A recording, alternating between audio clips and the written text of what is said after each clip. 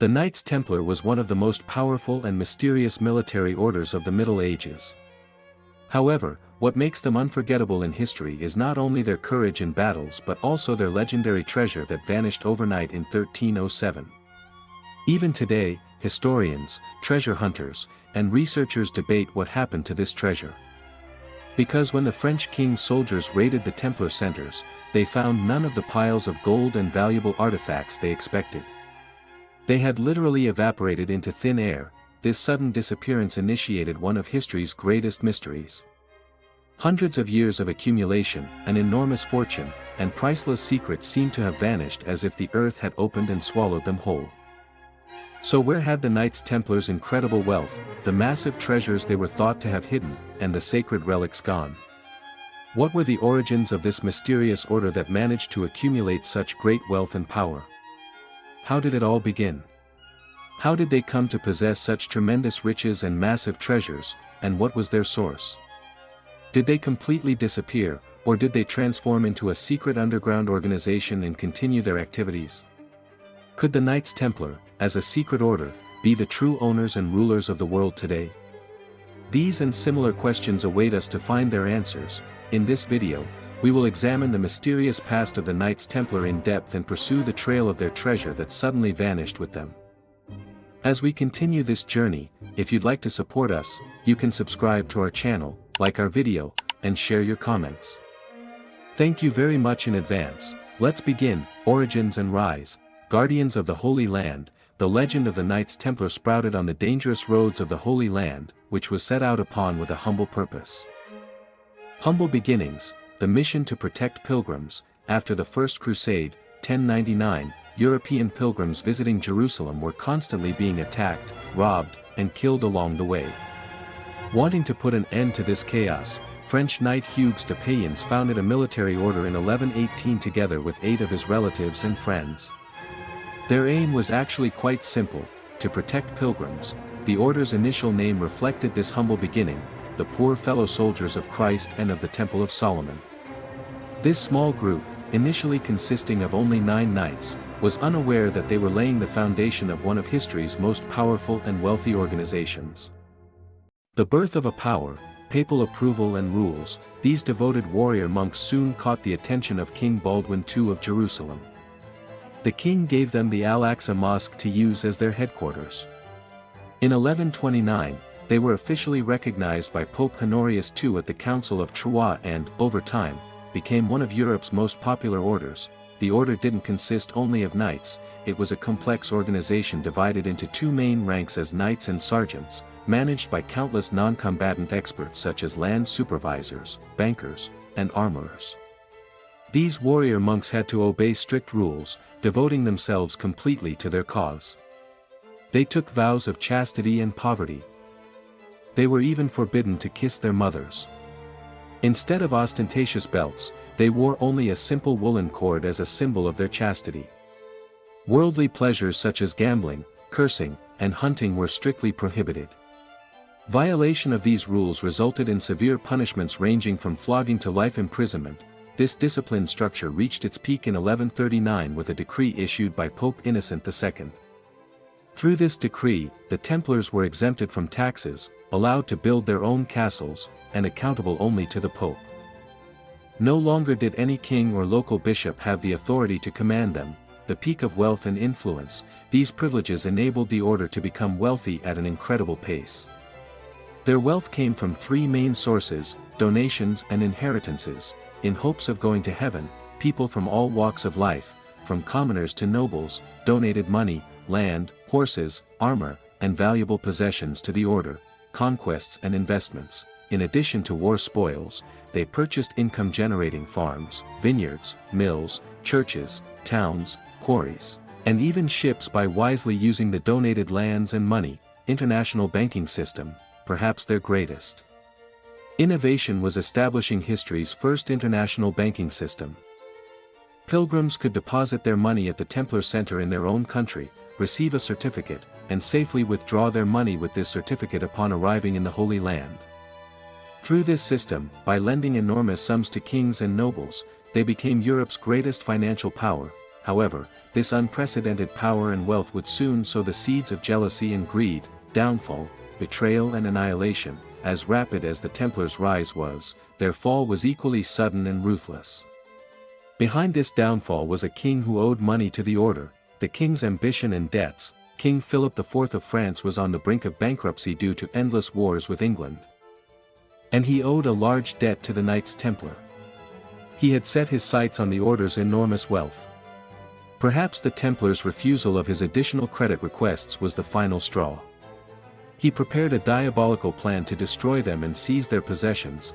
King Philip started a smear campaign against the order among the public.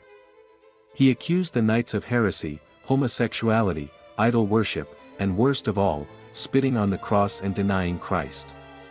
These baseless accusations spread quickly. Because local clergy and nobles who envied the order's privileges and power supported the king's plan by joining in this condemnation, the Friday the 13th conspiracy, when the date showed Friday, October 13, 1307, all Knights Templar in France were arrested overnight by King Philip's order. This date has often been cited as the origin of the Friday the 13th legend, which has been considered unlucky ever since.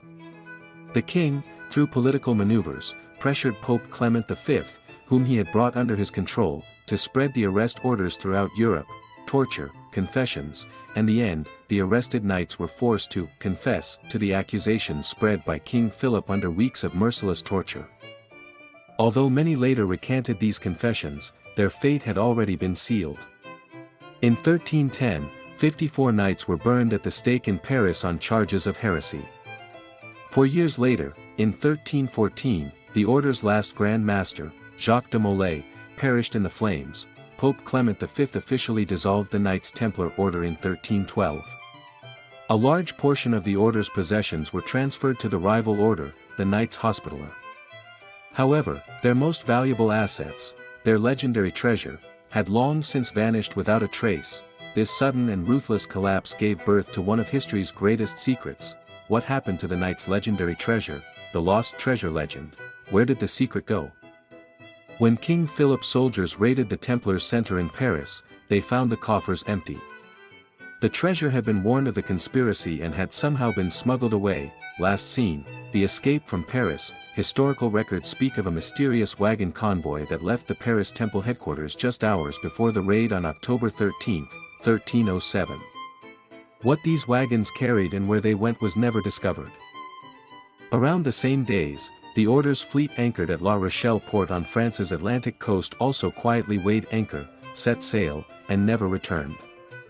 These two events are considered the strongest evidence that the treasure was secretly smuggled out of Europe. Possible routes of the treasure. So where did the ships and wagons take this enormous fortune? Theories told for centuries take us to different corners of the world. One of the most striking theories put forward about the Knights Templar's lost treasure is that the treasure was transported to Portugal. During the period when the Templars came under great pressure in Europe, King Denis I of Portugal took the order's members under protection and reorganized them under the name Order of Christ.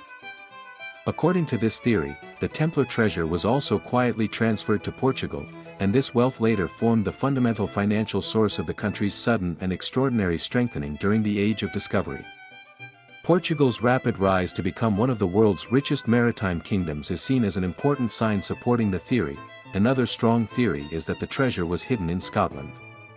In the early 14th century, Scotland was one of the rare regions not under pressure from the Templars' enemies because it had been excommunicated by the Pope. This situation made the country a natural refuge for the fleeing knights. The discovery of symbols, reliefs, and stone carvings thought to belong to the Templars in some old chapels in northern Scotland strengthens the possibility that the treasure may have been hidden here. These traces suggest that the order was not completely erased from Europe and continued its traces in secret. One of the most intriguing theories claims that the treasure was transported much further, across the ocean. According to this view, Templar ships, along with the treasure smuggled from Europe, reached Oak Island off the coast of Canada and built the mysterious structure known as the Money Pit there. This pit, with its layered structure, level of engineering, and water channels, presents a design that is virtually beyond the Middle Ages.